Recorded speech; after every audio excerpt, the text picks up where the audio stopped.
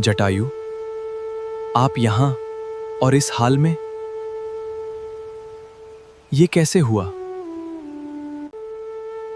प्रभु, वो राक्षस माता को दक्षिण दिशा में ले गया।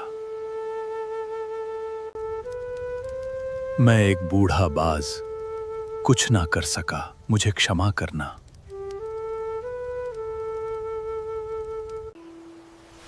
आप मेरे पिता समान हैं। आपने अपना धर्म निभाया।